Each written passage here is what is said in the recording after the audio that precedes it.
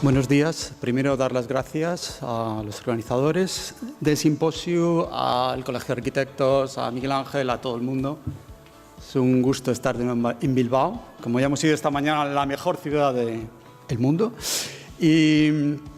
Y bueno, cuando me han invitado a hablar sobre la ciudad productiva, lo que hemos intentado, en vez de explicar nuestros últimos proyectos o qué hemos construido y todo esto, es más hacer una reflexión sobre 3 puntos, ilustrados estos 3 puntos con 3 investigaciones o proyectos que ha hecho nuestra oficina. Son tres conceptos, 3 sectores y 3 ciudades distintas. Rotterdam, Albania, que es un país en desarrollo, y la tercera es Singapur. Vamos a empezar por Rotterdam. En Rotterdam he preferido empezar a hablar del sector primario como sistema productivo y cómo se integran las ciudades, cuál es la influencia, cuál es lo que ocurre cuando el sector agrícola entra en las ciudades y cómo afecta también a su entorno, cómo afecta al territorio. Es una simbiosis entre la ciudad y lo que ocurre a su alrededor y, bueno, vamos a intentar explicar lo que ha ocurrido en Rotterdam y cuál es nuestro trabajo. Bueno, nuestra oficina trabajamos en muy distintas escalas, en urbanismo, planeamiento, arquitectura, paisaje. Pero también tenemos una parte que la llamamos think tank, que lo que hacemos investigación, research y creamos estrategias. Las estrategias normalmente son diseñadas para el gobierno de Holanda o para ayuntamientos, de forma que no tenemos que realmente diseñar, sí que hacemos análisis, creamos equipos multidisciplinares, normalmente con sociólogos, con economistas, con ingenieros, y de una forma crítica analizamos problemas que ocurren en las ciudades o en el territorio y damos posibles soluciones. Nuestro objetivo siempre es que tanto ayuntamientos como gobiernos tomen medidas, creen políticas y nos parece que el diseñador hoy en día tiene una oportunidad muy interesante. En vez de actuar muchas veces en el diseño particular de un elemento urbano, que por supuesto tiene su importancia, también que empecemos a pensar en gran escala y en cuál es nuestro factor o nuestro papel para influir los políticos para crear nuevas políticas urbanas. Por ello, creamos hace 4 años, el gobierno holandés nos encargó crear un estudio que lo llamamos Public Space Acupuncture. Es una unión de 2 conceptos, acupuntura, entendida como se entendió en Barcelona en los años 90, como un proceso de actuación en las ciudades o en los cascos históricos o en los cascos urbanos, con intervenciones puntuales, tanto de equipamientos como espacios públicos. Y con el tema de public spaces, ¿qué ocurre eso cuando solo se centra en el espacio público? Cuando ese espacio que es de todos, que es normalmente controlado por los ayuntamientos y que ellos tienen poder. ¿Cómo podemos crear estrategias urbanas para actuar solamente en esos puntos? En estas estrategias colaboramos con Arnold Reinhorp. Él es un urban sociolog, le decimos en Holanda. Bueno, mi oficina está en Holanda, en Rotterdam, no sé si lo habéis deducido. Aunque soy español, pero fundamos la oficina en el año 2001 y desde entonces operamos desde Holanda, pero trabajamos en países muy distintos. Colaboramos con bastantes ingenieros o especialistas holandeses. En este caso fue con Arnold Reinhorp, que es un sociólogo urbano, que está especializado en entender las capas sociales en los lugares donde se actúa y analizar la ciudad desde otro punto de vista totalmente distinto, que a nosotros particularmente nos parece muy importante tener en cuenta. En este estudio, cuando hicimos primero fue una research de 1 año de trabajo, seleccionamos como unas 10 ciudades europeas, las analizamos, hicimos encuestas con los políticos, con los usuarios, con los diseñadores. Analizamos una gran variedad de parámetros y categorizamos distintas estrategias cómo ayuntamientos se enfrentan al tema del espacio público a la hora de regenerarlo. Una de las estrategias era productiva y es la agricultura urbana. La ciudad que ejemplificaba este sector era precisamente Rotterdam, porque Rotterdam lleva desde bastantes años creando políticas para crear cubiertas verdes y también para crear huertos urbanos. Decidimos hacer un estudio sobre ello de forma crítica. Es decir, nosotros no ponemos ninguna opinión en estos análisis. Lo que intentamos es valorar todos los aspectos, cómo se han generado y con toda esa información hacer como de advisors para otros políticos, otras ciudades, para generar modelos acoplados a sus casos. En el caso de Rotterdam, bueno, pues nos centramos en analizar unos cuantos jardines urbanos. En total, en la ciudad, en este año, había cerca de 40 jardines urbanos, algunos de ellos bastante grandes. En este caso, por ejemplo, lo que hicimos es un análisis del estatus social que había. Lo que era más peculiar en este lugar, si encuentro el punto, ¿sabéis dónde está? Sí, de acuerdo. Muchas gracias. Bueno, cuando se estudia la estructura del barrio, de la zona, lo que más llama la atención era este dato. El 80% de la población de este barrio eran extranjeros y solamente un 20% nativo. En Holanda ahora mismo lo que es el Randstad, que son las ciudades de Rotterdam, Ámsterdam, Utrecht, La Haya, tenemos un 50% de lo que se llama allochtone en Netherlands, que es extranjeros no naturalizados, es decir, son extranjeros de primera, segunda o tercera generación. Quiere decir, el 50% de la población tiene menos arraigo que el otro 50% de la población. Con lo cual, a raíz de lo que pasó en los últimos años en París, en Londres, en muchos sitios, el gobierno holandés tiene especial interés en crear estudios y políticas para fomentar esta integración y fomentar, sobre todo, prototipos para crear integración social y convivencia. Lo que dedujimos al analizar este proyecto es que los jardines urbanos, en este caso, era un modelo de integración, era un elemento donde creaba sentido de barrio y convivencia, que era un gol bastante interesante. Pero ocurrían muchas cosas también en estos jardines urbanos. Morfológicamente, aquí vemos que están compuestos de muchos elementos. Están la producción de vegetales. Muchos de los emigrantes que venían a esta zona provienen de Marruecos, pero no de Marruecos, Rabat, vienen de zonas rurales casi siempre, o de Turquía, zonas muy rurales. Ellos entendían cuando llegaban a Rotterdam que era una ocasión de producir su propia comida, como lo hacían en sus entornos naturales.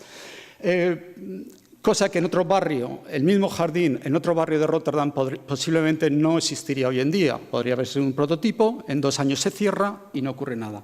Nos pareció interesante analizar todos estos parámetros para entenderlos. Otro era el invernadero. Todos ellos, muchos de ellos tienen un invernadero por razones climatológicas de Holanda.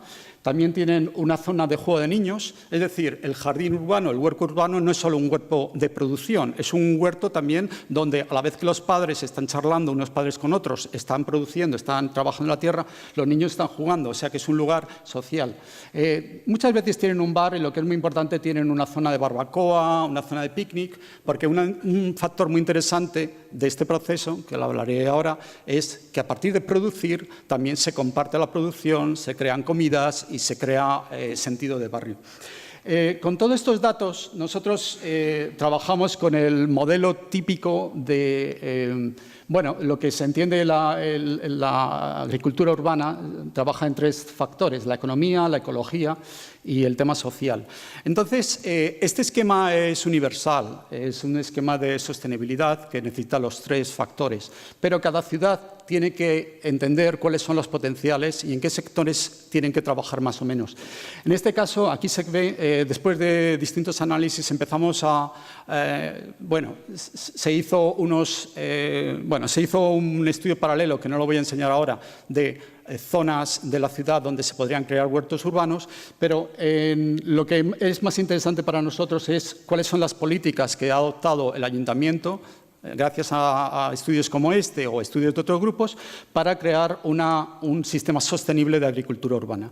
En general se ha sintetizado en este esquema donde, bueno, existen muchas ventajas ecológicas, sobre todo en el centro de Rotterdam, que no hay mucha vegetación, el tema de las aguas pluviales, el tema de reciclaje, el tema social, especialmente por el tema de la inmigración, es un tema tema bastante sensible.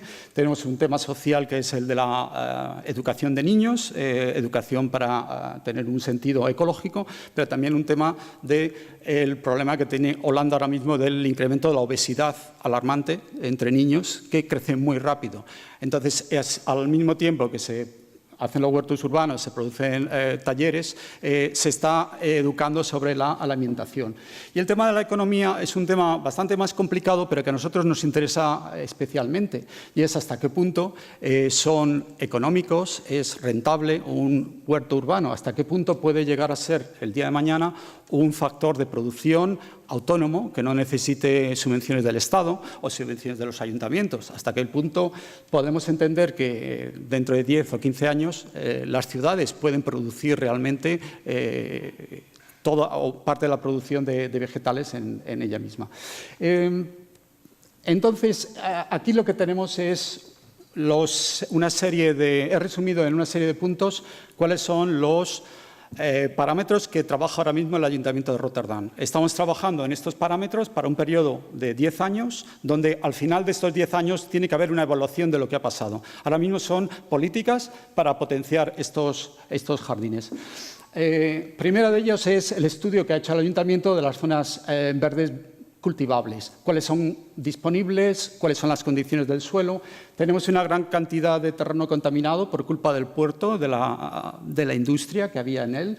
Por ahora no se pretende, ni mucho menos, no es rentable ni es feasible, digamos, trabajar en esas zonas, pero hay muchas otras zonas en la ciudad donde podrían ser aptas para la agricultura urbana.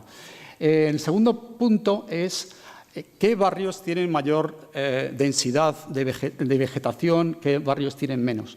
Lo que se ha promovido es una normativa en la que los barrios que hay menos vegetación se hace especial hincapié en los huertos urbanos y se crean políticas para ello financiándolos.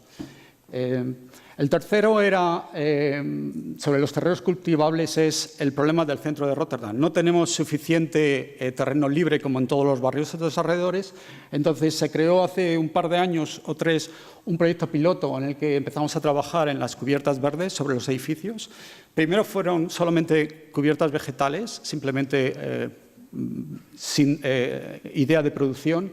Este proyecto son ya 1000 metros cuadrados de producción en las cubiertas y ahora ya se están clonando en distintos proyectos. Es decir, las cubiertas de los edificios, por ser una ciudad de planeamiento moderno, que hablaré luego, pues son un elemento potencial, un lugar potencial para desarrollar las cubiertas verdes y los huertos urbanos.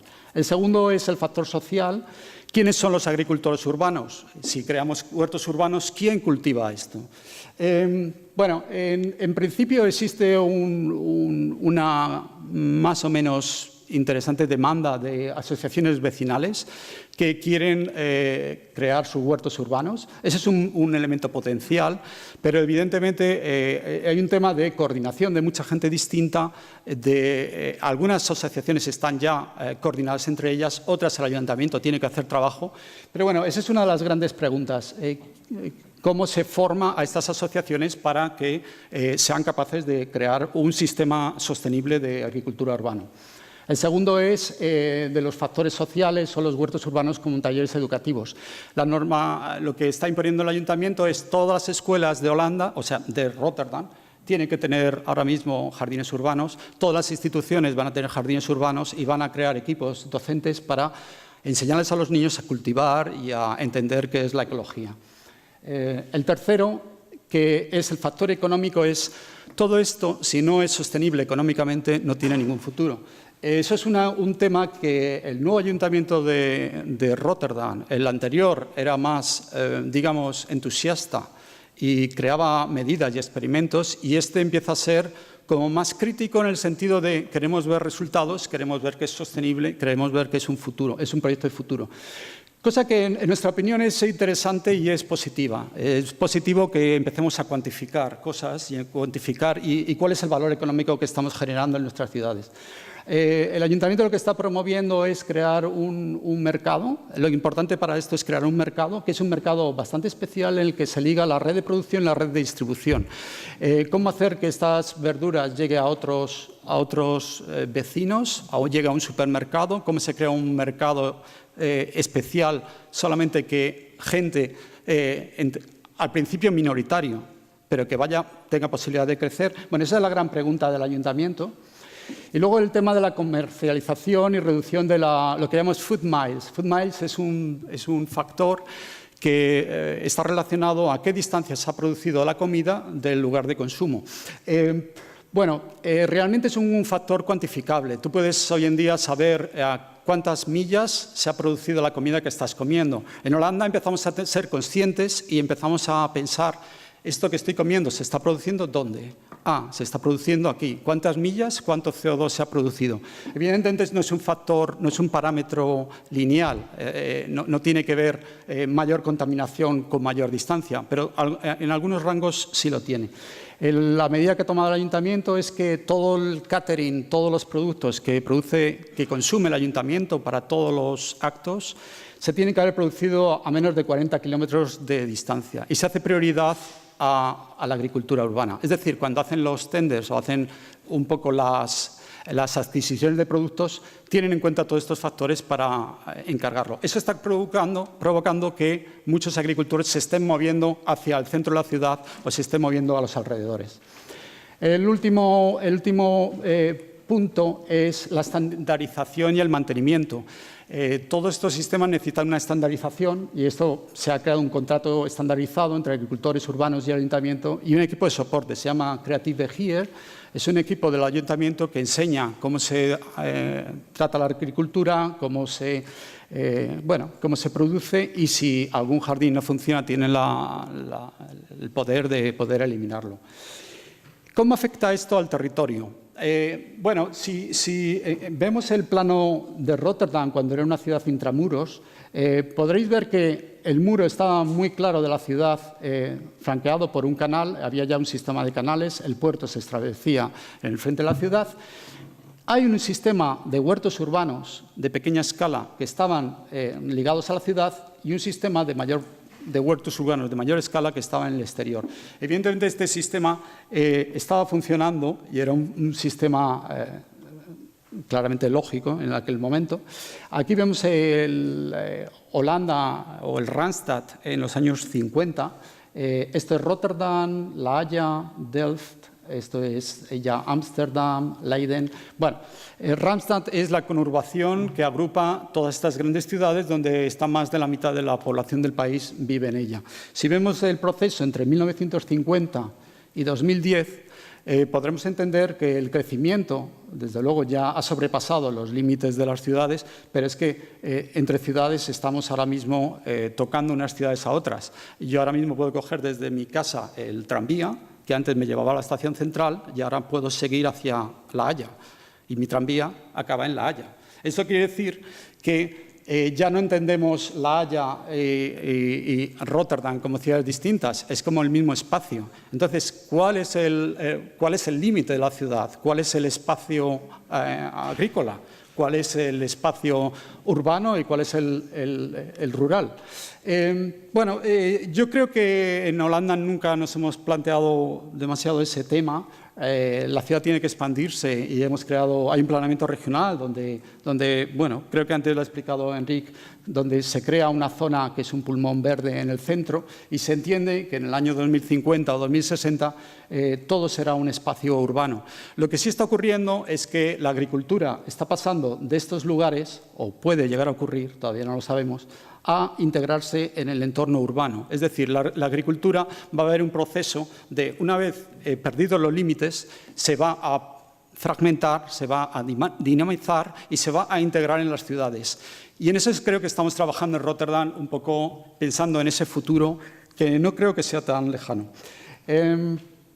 Esta es una de las partes del análisis que hicimos para el ayuntamiento, donde, esta línea es lo que llamamos la Fire Line, es cuando hubo el bombardeo de Rotterdam en el año 40, toda esta parte de Rotterdam quedó arrasada y quedó totalmente quemada. A partir de ese momento, los urbanistas del momento moderno, en los años 50, Van der Broek en Bakema y Maskant y todos estos héroes de la arquitectura holandesa hoy en día, crearon una ciudad moderna totalmente basada en los principios de Le Corbusier, en la que, mucho más ordenada que la anterior, pero en la que había muchísima importancia a las infraestructuras, carreteras, espacios, plazas. Hoy en día, después de 50 años de todo este plan, cuando la ciudad todavía no se ha llegado a colmatar, lo que sí hemos entendido es que existe demasiado espacio abierto, entonces hay mucho espacio, que es lo que nosotros llamamos espacio intersticial, que tiene potencial de ser ocupado por otros usos. En este caso, lo que hacíamos en este estudio es ver los potenciales usos productivos y cómo crear o intervenciones en el espacio público de equipamientos o productivas. Bueno, este es el primer ejemplo hablo del sector primario y entonces entendemos cuál es la complejidad y también el tema de entender a ser realistas con este tema, que tiene potencial, todos confiamos en él, pero tenemos que ser muy críticos con él.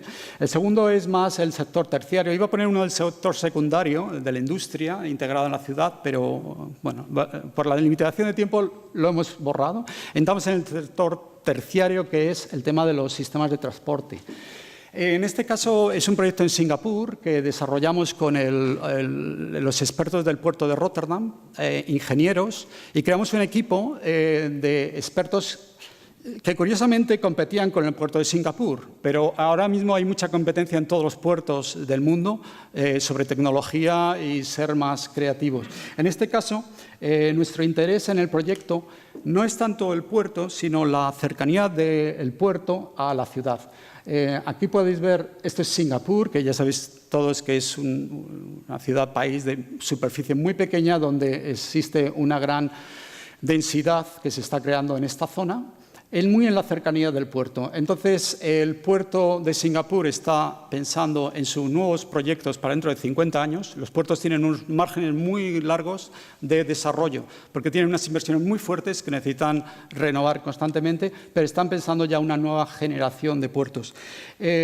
Nuestro equipo lo que pensó en este momento es encontrar intentó buscar esa oportunidad de reducir la superficie que ocupaba el puerto para permitir a la ciudad expandirse.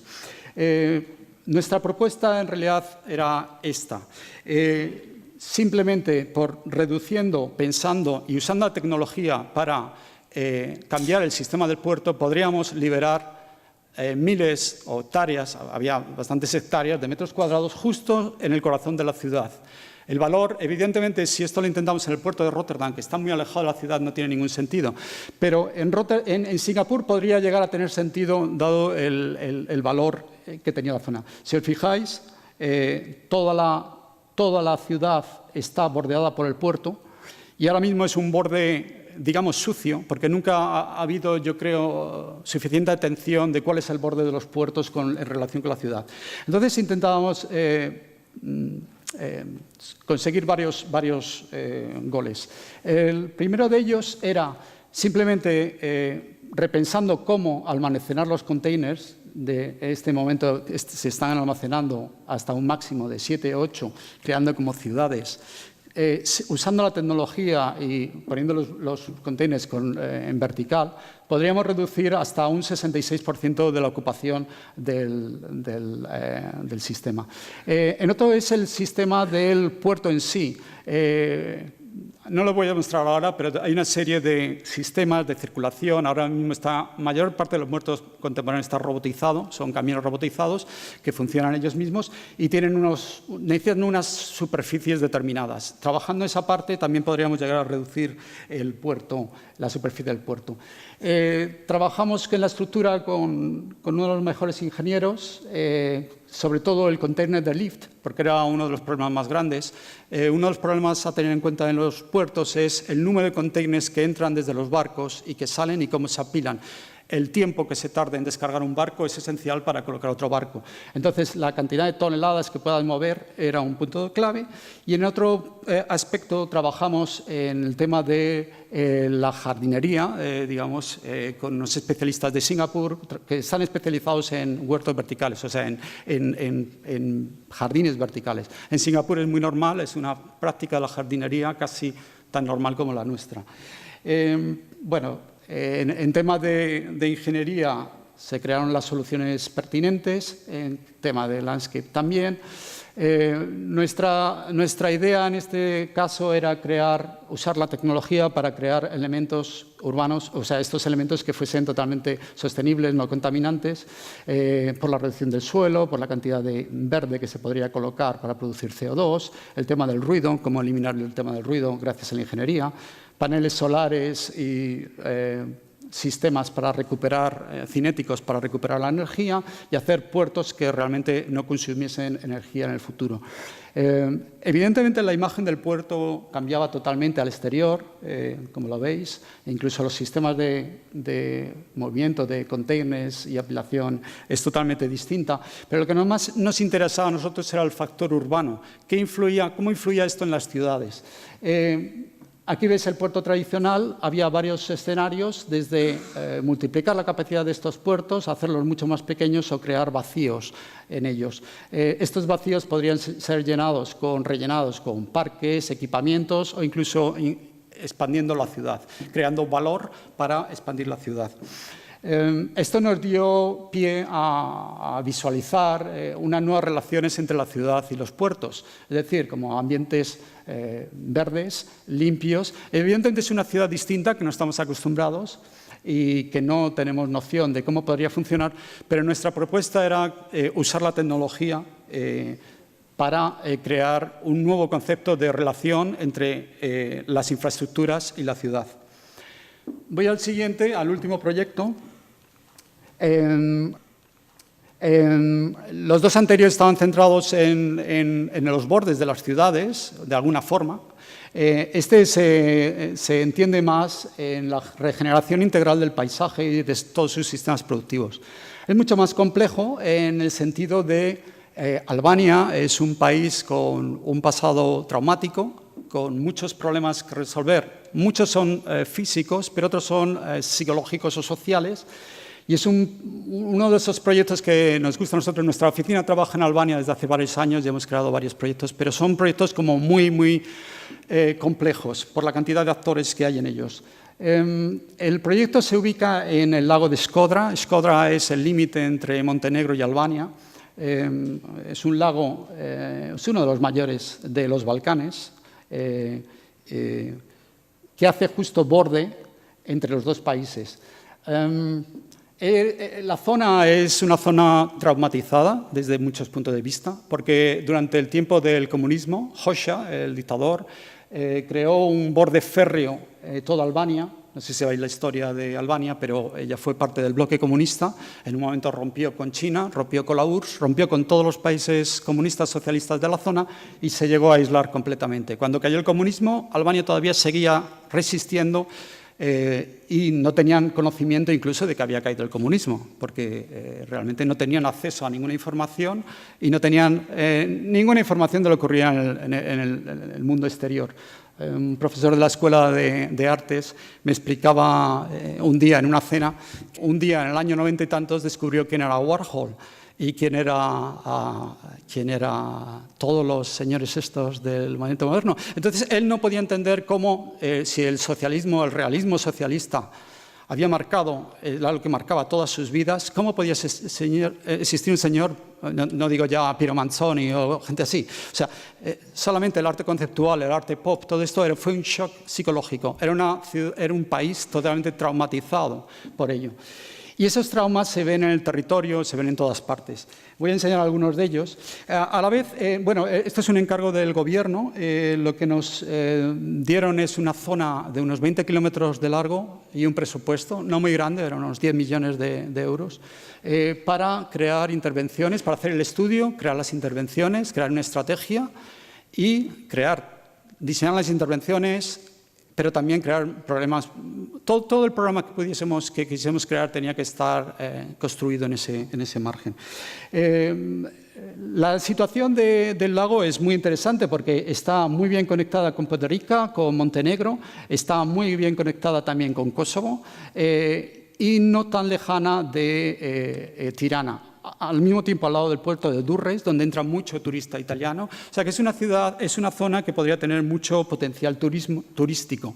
A la vez es uno de los lugares privilegiados para la fauna, porque en los Balcanes es uno de los puntos de encuentro de muchas aves que vienen de África, especialmente cormoráns y los tenemos pelícanos, pero también, cormoráns, no soy especialista en biología, pero lo que tenemos entendido es que sí que tiene cierto valor de importancia. Evidentemente hay una fauna, flora y hay mucha tradición de usar las medicinas del lago por temas curativos, porque era una zona porque venía el viento de los que le llaman los Alpes albaneses. Era una zona curativa, donde en tiempos del régimen los privilegiados del régimen los llevaban a esta zona. Y nos pareció muy interesante este factor del lago, que está hoy en día muy olvidado. Y otro fue la investigación que hicimos sobre la cultura local. Nos interesa mucho cuando empezamos un proyecto así, ir al sitio, pasar tiempo, hablar con la gente, con todo tipo de personas y recopilar toda la información cultural de estos proyectos, o sea, de estas zonas.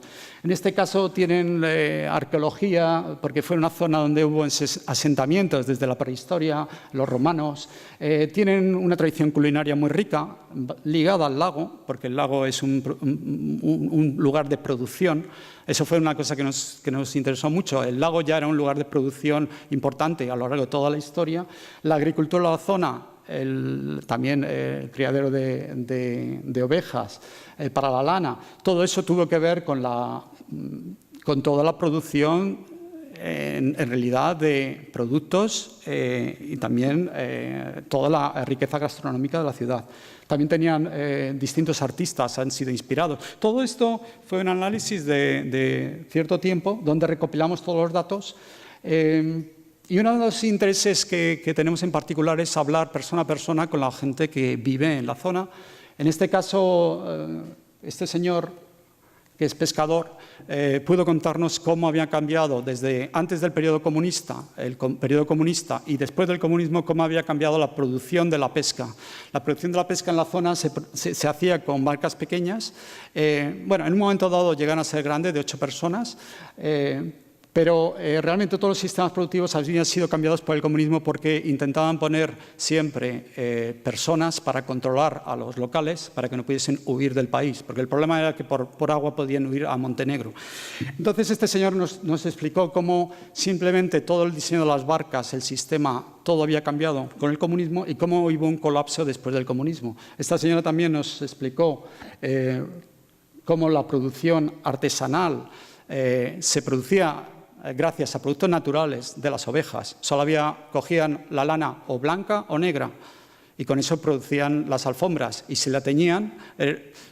Hay toda una historia detrás de ello y cómo era una producción local que se hacían las mujeres en las casas mientras que los hombres pescaban. Evidentemente, cuando vino el comunismo, esta producción fue abolida y se crearon grandes fábricas. En las fábricas se concentraba todo el mundo. No hubo tanto respeto a lo que era la producción natural ni ecológica. El tema se produjo un pattern de lo que era la alfombra albanesa que iba a casa de todas las personas de Albania. Y se producían todas en esta zona, pero toda la industria más ecológica y sensible fue totalmente destruida. Evidentemente, después de la caída del comunismo, todas estas fábricas cerraron y toda esta gente se quedó en el paro. Realmente esta gente estaba acostumbrada a trabajar en cooperativas. Les pagaba el Estado. Ellos no tenían sus negocios propios porque el negocio propio fue abolido y no existía. Entonces, después de unos años de shock y de no haber ninguna producción en la zona, ahora empieza a surgir de nuevo esta producción. ¿Y cómo puede ser esta producción? Pues ahí es donde yo creo que entra en juego también esta visión integradora del paisaje, aunque parezca un poco lejana ahora mismo. Esta señora se dio cuenta de este hecho y creó el primer taller, que es solamente por mujeres. Al principio eran 4, ahora son 8 y ahora yo creo que son unas 12.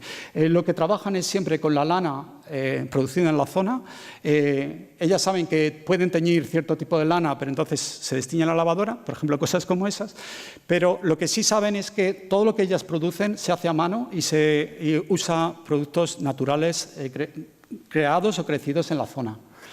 Los pescadores también contaron las historias y con todo esto, con toda esta información entramos a lo que era el proyecto. Este señor que ven aquí es como el Ferran Adrià de Albania.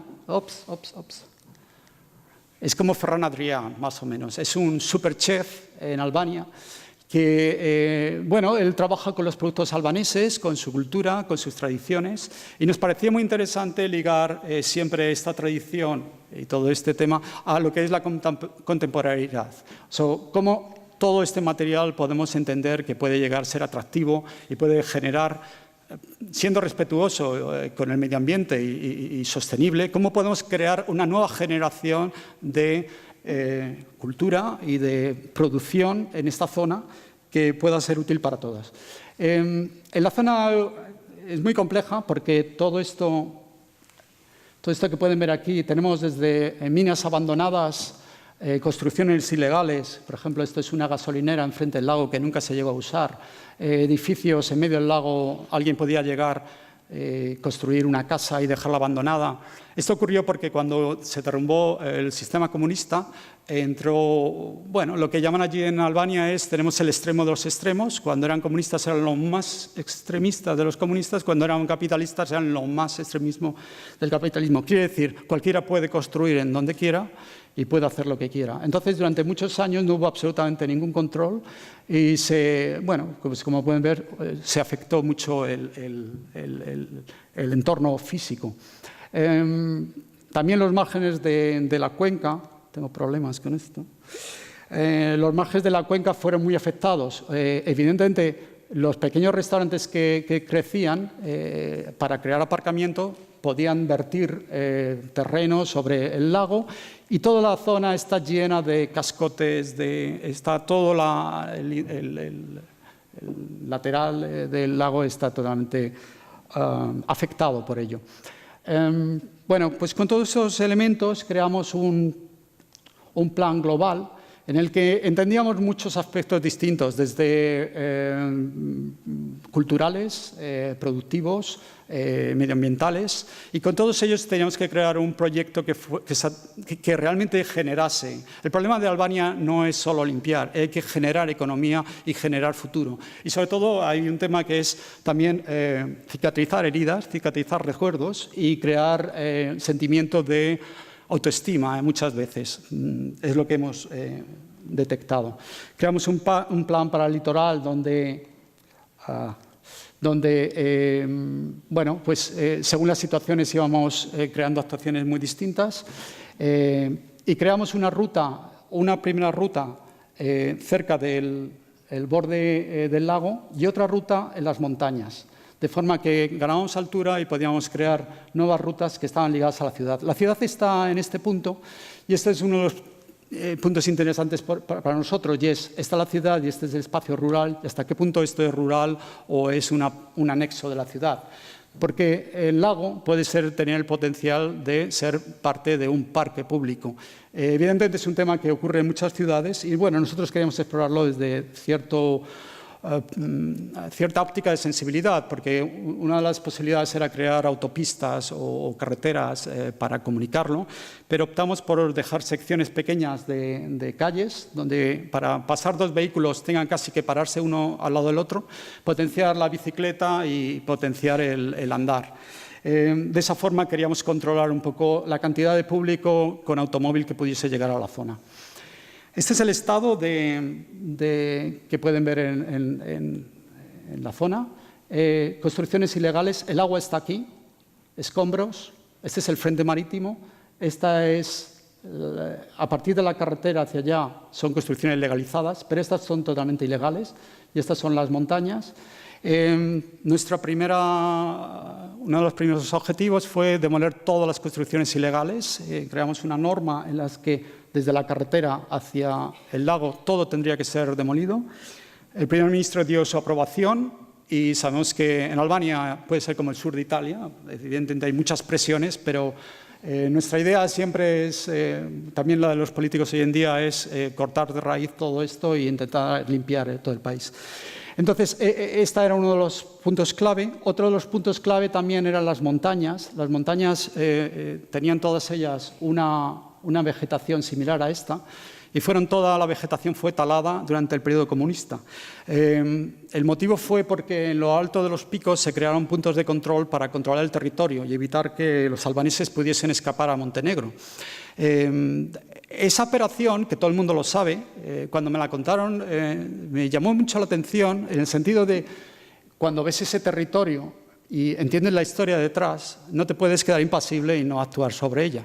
En ese punto lo único que hicimos es un programa en una de estas montañas de crear 100% metros de bosque, es un bosque totalmente plantado, donde recordamos ese acto, lo que pasó en ese momento, por qué no hay árboles, y con eso creamos un programa para replantación, donde con ello pretendemos convencer a todas las organizaciones estatales, gubernamentales, comerciales, todo el mundo tiene una obligación de aportar en reconstruir ese monte y dejarlo verde de nuevo. Lo que hacemos normalmente es creamos proyectos urbanísticos o paisajísticos que lleven a otros pasos y que muevan conciencias sociales y que muevan a otros actores a intervenir en la zona. Contamos la historia, que es importante, porque todas estas historias están ocultas y si no hay alguien que las recoge, las recopila, las vuelca en el paisaje, evidentemente no va a haber actuación. Y creemos que estas montañas pueden ser recuperadas, pero porque la voluntad de todo el interesado en Albania. Bueno, lugares como estos se han convertido en plazas públicas donde trabajamos con temas locales, como el pattern que utilizan en las tradiciones, o esto que es una forma tradicional que es el salón. El salón albanés viene de la costumbre otomana y es un salón muy bajo con un elemento que es como un cojín largo, muy bajo, que en forma de U, donde todo el mundo se sienta y donde los invitados pueden llegar a la casa y a veces dormir en ella. Entonces existe un problema con lo que es el espacio público en Albania y nosotros queríamos darle un aspecto, un carácter doméstico a ese espacio público y invitar a todo el mundo a usar el espacio público como si fuese su casa. Es un tema que cuando trabajas en el diseño tienes que entender muchas veces ese tipo de sensibilidades. Si creas aquí una plaza y no colocas estos elementos, posiblemente nadie la use en Albania. Entonces, bueno, empezamos a trabajar con esos temas. Aquí ven lo que es la playa de la ciudad. La playa está colonizada por este restaurante. El restaurante, de forma muy creativa, saca las mesas y sillas al agua, pero lo que es triste en este caso es que este restaurante está vallado y esta playa ha sido privatizada por un restaurante que no tiene ningún derecho a hacerlo. Evidentemente, este es un poco el punto de lucha que tenemos en Albania. Evidentemente, creamos playas accesibles y mucho más libres y con un proyecto mucho más moderno también. El lago es ideal para bañarse, de hecho se usó para bañarse, pero las condiciones del baño ahora mismo son muy malas, no hay lugares de acceso. Lo que hicimos es una serie de elementos flotantes como este, donde, bueno, evidentemente al situar este elemento en este lago, lo que estábamos diciendo es el lago es una piscina y estábamos diciendo el lago ya no es un lago. Es una parte de un parque, que es el parque de la ciudad. A veces intervenciones muy pequeñas, como he visto en la intervención anterior, pueden cambiar totalmente la forma de usar de los espacios naturales y pueden cambiar también la concepción que tenemos de esos espacios.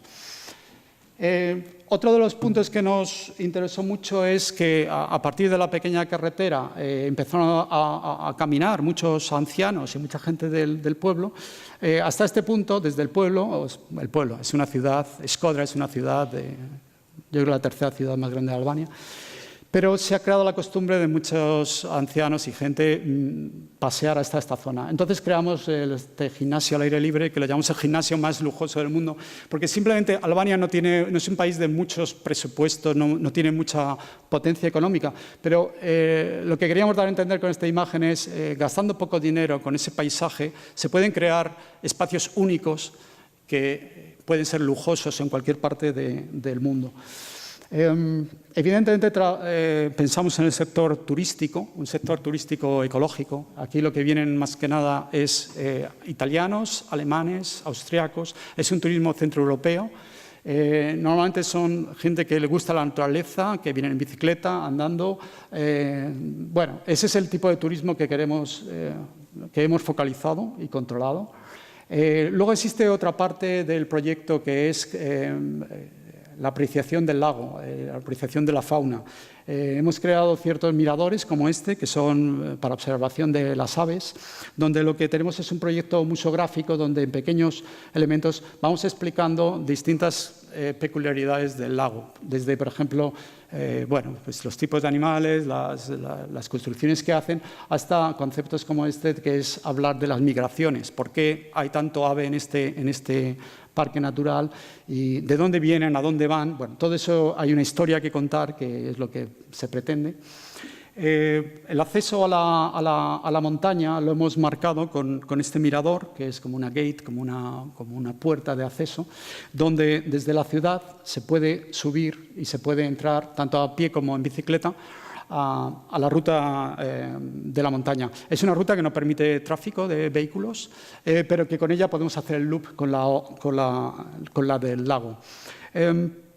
Cada intervención tiene un sentido distinto, está en una localización específica y tiene un significado. En esta, por ejemplo, aparte de marcar la nueva ruta, es un mirador en 360 grados en el que se va explicando en cada punto, tienes una visión del entorno y puedes entender en estos 270 grados, digamos, cuál es la evolución de la ciudad, desde los puentes romanos, el bazar otomano, que estaba construido allí, hasta el castillo cristiano. Se pueden ver todas las capas, porque Albania es un país muy rico de culturas sobrepuestas, unas sobre otras. Y nos interesa mucho en los proyectos también a los propios locales entender la riqueza cultural que tienen en su zona, pero a los turistas también entender esa superposición de capas. En cada punto se crea una especie de mirador donde hay una interpretación de lo que pasa. En este, por ejemplo, es precisamente sobre la relación con Montenegro. Es un tema tabú por problemas históricos, pero una de las decisiones que tomamos es que todos los carteles tienen que estar en la lengua de Montenegro y que todo Montenegro entienda que esa es parte de su lago. Es un proyecto también de la Unión Europea que es post-balcánico. Hay bastantes proyectos de ese tipo con los que estamos trabajando y es curar heridas en los Balcanes y también, bueno, colaboración entre países. Y de hecho, esta ruta a lo largo del lago ya tenemos un proyecto para que cruce a Montenegro y que lo rede entero. Hay otros elementos como este, le hemos llamado Icarus, son piezas más escultóricas, son piezas artísticas. Icarus es una pieza que está totalmente en equilibrio. Cuando entras en su interior es una galería donde hay distintas pinturas y fotografías de distintos artistas y viajeros que pasaron por la zona. Desde el momento que hubo los grandes viajes y vinieron los primeros viajeros de Inglaterra, de Francia, todos ellos hacían dibujos en este lago y estaban inspirados por estas montañas. Nosotros lo hemos expuesto en esta galería de arte al aire libre, en la que al final puedes salir y observar el paisaje, para crear también una relación entre cómo los artistas ven el paisaje y cómo tú puedes ser influenciado por los artistas. Nos pareció muy bonito también la idea de que si el arte nos da una visión nueva de la realidad, también que todos podamos disfrutar de esa visión y empezar a entender el lago, bueno, como estamos explicando, desde muchos puntos de vista distintos, pero también desde el punto de vista del arte. Como punto central, en donde se unían los dos circuitos, creamos lo que es el Museo de Skora Lake. El museo es una especie de mirador, es como una especie de zigurat, que lo que hace es simplemente una prolongación de esta promenade. Utilizamos una pieza de puerto antiguo que está totalmente destruido, medio destruido. Y sobre él construimos con estructura ligera un proyecto de madera en el que se aposenta sobre la estructura de hormigón como si fuese un nido o algo similar. De hecho, el proyecto lo llamamos The Nest, enfatizando un poco esta simbología un poco relacionada con los ecosistemas y la diversidad que hay en la zona, pero también es un centro educativo. Nest es como, también para nosotros, es un centro activo que lo que intenta es bueno, pues enseñar a nuevas generaciones sobre sostenibilidad y respeto a la naturaleza. Algo que en Albania, por ejemplo, igual que en otros países, está más evolucionado, en Albania es bastante nuevo todo este tipo de programas. El proyecto, bueno, pues a lo largo de estas rampas se crean una especie de espacios públicos. Por ejemplo, este es un restaurante que va a estar solamente especializado en productos de la zona, cogiendo productos locales. Nuestra idea es crear una especie de... pedimos la ayuda a los chefs famosos de Albania para que ellos nos ayuden a darle fama al restaurante. En lo alto hay un mirador. En el interior hay un proyecto museográfico que ya hemos diseñado donde explicamos, bueno, pues entramos por el tema acuático, las aves, las plantas, y en la parte central nos centramos en explicar un poco lo que llamamos el valor cultural del lago. En él ponemos las historias de todos estos señores, del pescador, de los chefs o de la fabricación, y hacemos consciente a los propios locales de cuál ha sido su historia, pero también a los turistas un poco de la riqueza que tiene la zona. Está saltando solo, pero ya está acabando. Otro proyecto que realizamos en una cantera es el MAX. Va solo, está ahora mismo. El MAX habla sobre, bueno, es un centro de las artes, Art and Crafts, y lo que tenemos es el museo, los labs y la Creative Industry. Uno de los proyectos que tenemos en la industria creativa es empezar a crear industria creativa en la zona con jóvenes entrepreneurs y que empiece bueno. Los talleres educativos ya existen algunos, entonces es un centro donde se focalizan y se puede enseñar las antiguas tradiciones a las nuevas generaciones, pero a la vez lo unimos a la tecnología. No nos parece... Bueno, es la última diapositiva, tengo problemas. No nos parece que anclarnos en el pasado sea un proyecto realmente de futuro. Es siempre interesante entender el pasado, reforzar ese pasado y unirlo a la tecnología, a la gente joven, a las nuevas industrias y con ello empezar a generar algo local, algo sostenible, pero algo también enfocado realmente al futuro. Y bueno, esta es la última diapositiva y es un proyecto donde tratamos el territorio, pero también todos los aspectos y los intentamos aunar con distintos proyectos que tienen muchas ramificaciones y dar una respuesta global a este tema de la producción. Muchas gracias.